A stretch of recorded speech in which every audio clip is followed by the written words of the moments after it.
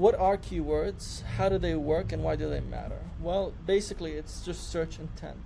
It's how people find things they're looking for. They type something in. That thing is a keyword.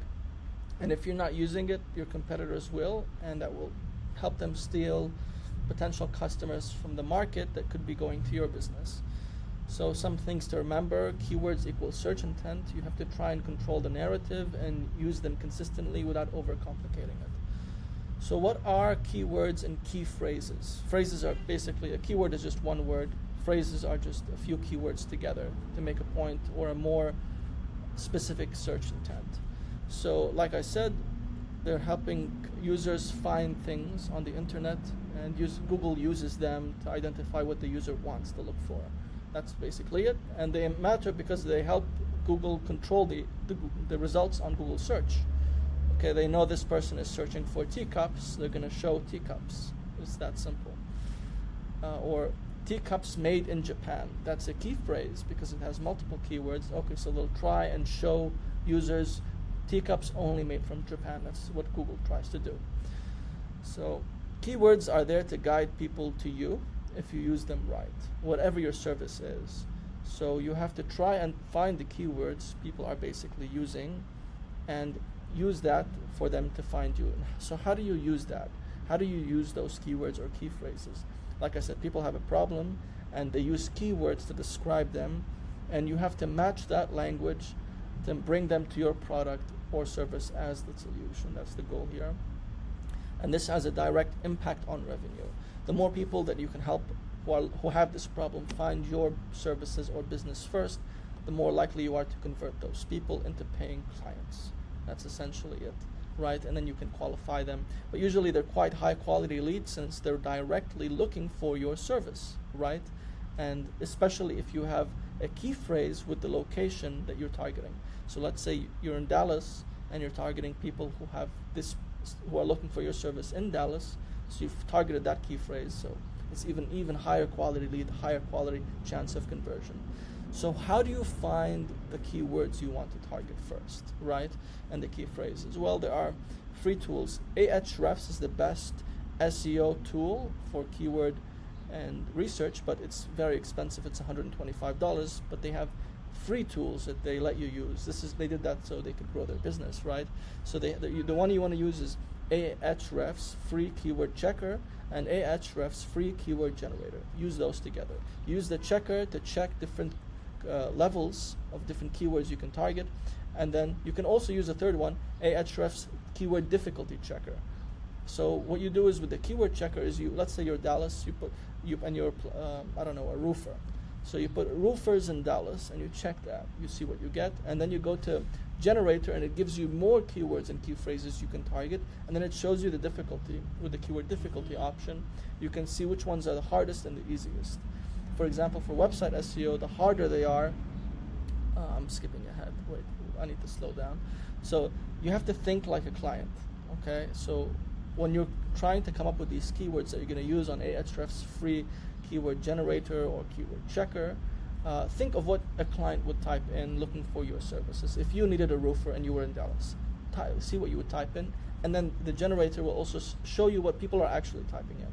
So for websites, how do you use this? Essentially, if you're a roofer in Dallas, you would have that keyword on your homepage, for example, a few times without spamming it. You would have a lot of keywords related to Dallas on your homepage, maybe all the districts in Dallas, in a wise way, without doing it like you're trying to do it for SEO. Because you know what the annoying thing about SEO is? Google doesn't like it when you actually try to do SEO. To them, I know this sounds crazy, but they want it to be like an accident that's perfect. That's why you just happen to do everything perfectly. So you can't do it, obviously. If you just have a homepage with Dallas plumbing and then all the states, all the cities and districts of Dallas space plumbing, they won't like that. So you have to do it in a smart way that looks natural, that looks like it's designed for the website to be better, and you have to do it in a smart way, basically. So you do that in the about page, the description of your business, you have that keyword used a few times. The keywords you're targeting, do you found have low competition? Because when you want to try and rank on Google search, obviously your domain may not be 20 years old, or you may not have so many backlinks in a low DA score, domain authority, or DR, domain rating, it's the same one. So whereas you might be competing against some websites in Dallas that have a really high DA or DR score. So you want to try and target the ones that Ahrefs told you has easy, which means low competition, but still traffic, still people are searching for those. So maybe you write blog posts on your website targeting those topics, like why do plumbers and or why do roofers in Dallas always do this or do that, and depending on the search query, you write blog articles on your website about that. And then what you can do is you can build backlinks with anchor texts. Anchor text is, let's say here, when you hover over this, we see how it's highlighted right there. That's an anchor text. That's a backlink, basically. I know I'm on Notion right now. It's just a note-taking app, but this is technically a backlink if I have this set to public, okay? Because that means anyone on the internet can access it, and it's a link from the Notion website to my website. But the anchor text is just the URL. For example, if I were to target, if I was a roofing business, I would have roofing services. That's the highlighted blue text. That's the example of what a backlink is. So you want to generate backlinks from other websites that are related to roofing that link back to you. Okay, that's how you use keywords for that. What about for local SEO? We just talked about all so far in terms of the homepage and the website and all that was for website SEO. That's if you're trying to target people on a global scale, but you can do it in some ways targeting local key search intent. So targeting regions like Dallas, you're obviously trying to do a bit of local SEO, but technically what local SEO is just everything related to your Google business profile, what shows you up on Google Maps, right? So how you would use those keywords is by using them in the description in the about page of your Google business profile of your business. So why are we the best roofers in Dallas, Texas? Well, because we have this much experience. So you use that keyword discreetly without overusing it, because if you overspam any keywords, you get flagged by Google. So again, that's the annoying part. You have to do it naturally without overstuffing.